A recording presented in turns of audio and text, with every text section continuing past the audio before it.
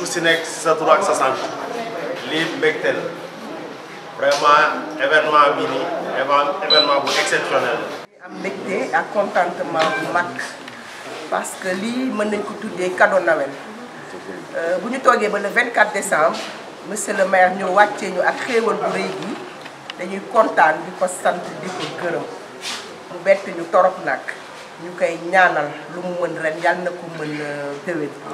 lii defe naa cadeau Noël la pour waa Fann Hock parce que ñu am poste de santé bu mel nii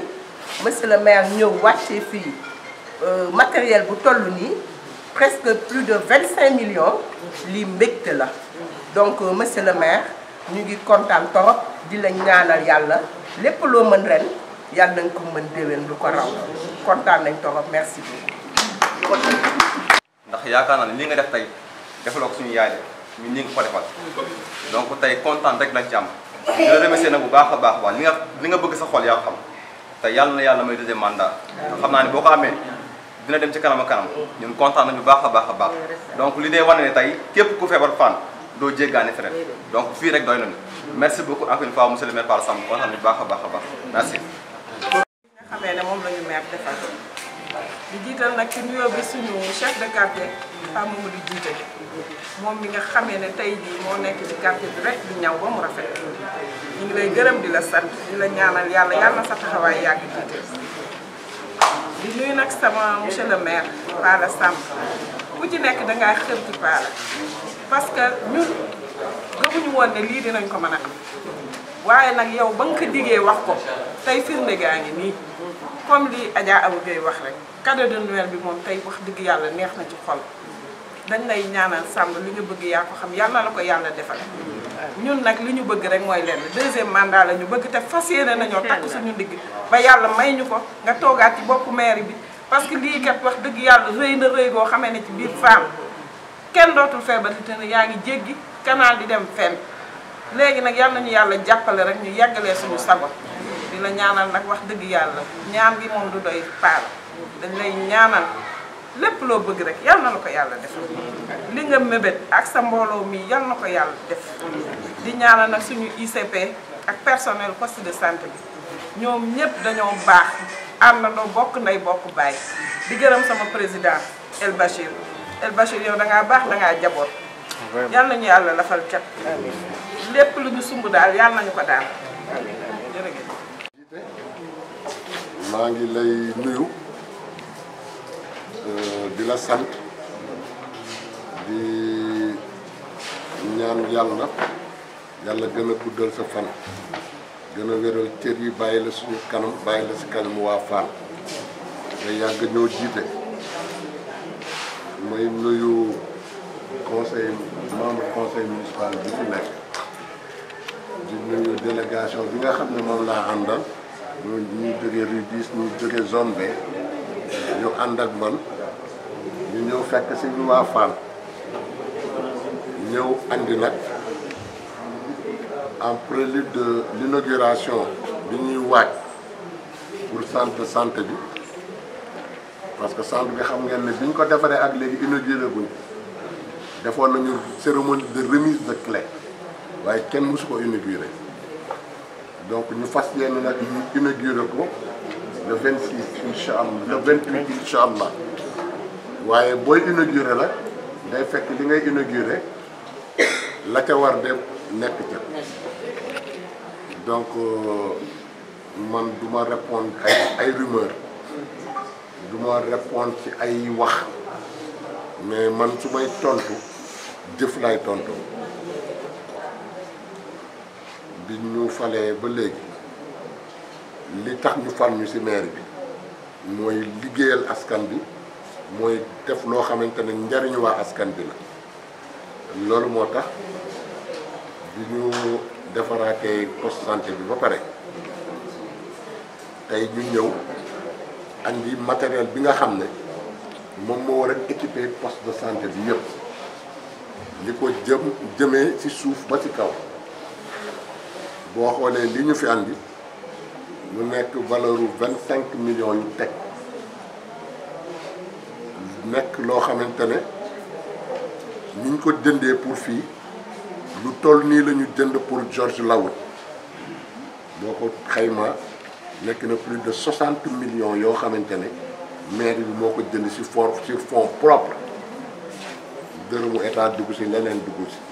xaalisu maire bi dañuy jënd ci équipement bi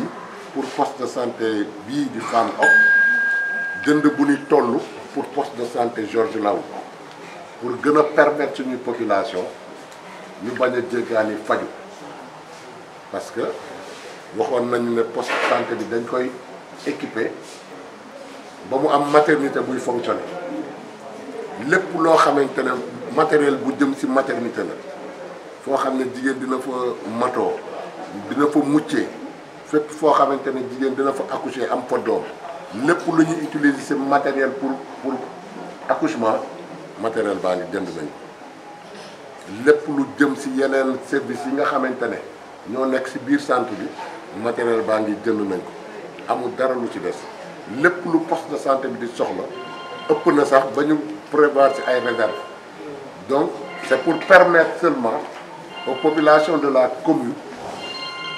en général mais particulièrement aux populations de Fann Hock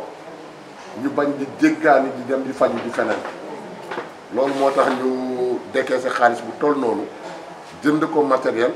andi ko pour équiper poste de santé bi avant ñu koy inaugurer donc mu doon mbégte ci man ndax mbégte bi ma ci am mooy poste de santé bi ki ma ko tuddee parce que poste de santé bi dañ ko fas yéene le 28 buñ koy inaugurer tuddee ko kenn dootul wax poste de santé de Fann mais poste de santé El Hadji Mamadou Djité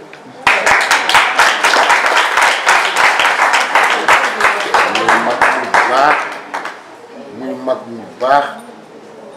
di dox lu baax di wax lu baax moo tax ma jël poste de santé bi waxtaan si ak ñi ma ci war a waxal ñu tuddee ko poste de santé mu nekk poste de santé El Hadji Mamadou Djité donc loolu moom mooy suñu tànk tey ñu andi matériel bi pour que bu ñu paree nag ba installé ba pare waa Fann dinañu fexe ba organiser service bi day également dinaa si gise ak waa CDS bi gise si ak ICP bi parce que bëgg nañu poste bi nekk poste boo xamante ne du bu 4 heures rek ñu wàcc ñibbi tëj centre bi mais poste bi day fonctionner 24 heures sur 24 su feebar dal si guddi di nga ñëw fekk fi permanence dina am ñu fiy fanaan bu laajee ñu gën a recruter personnel on le fera bu laajee heure supplémentaire pour ñi fiy nekk dinañ ko def mais dinañu fexe ba poste bi daal dootul wàcc 4 heures ñu ñibbi dinañ fexe ba 24 heures sur 24 heure bu nit amee tawat heure bu nit amee malade bu ñëwee dina fekk permanence boo xamante ne mu ngi fii di faj donc loolu moo tax matériel bii ñu jënd ñu prévoir ci matériel boobu pour guddi pour ñi nga xam ne dañuy liggéey guddi lépp dañ ko prévoir donc loolu daal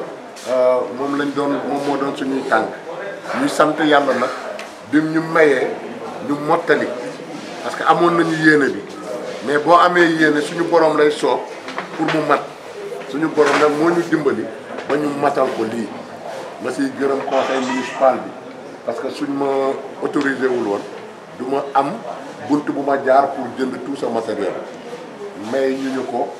ñaani wuñu ko du coopération décentralisée dama bëgg mu leer nañ du luñ ñu may du lu ñu état may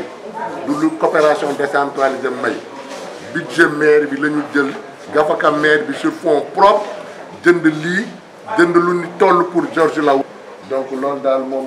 mooy solo su kii bi li si des nag ñu denc ko ba bésu ba inauguration bi ñu yàggale ko mais daal pas jiite daal loolu daal lañ defoon andi leen matériel bi muy gërëmaale ñi nga xam ne ñoom la ñu àndal ah ñuy sañuy mbokk suñuy xarit ñuy dëkk zone B ñuy dëkk Sicap Rue 10 ah ñu ànd ak ñoom ak ñuy dëkk donc daal ñun ñooñu ñoo ànd andil leen kii bi ñoom comme aw bi ni mu koy nee na cadeau Noël donc kon boog ñu andil leen seen cadeau Noël donc daal donc daal loolu moom mooy sonda suñu ndaje bi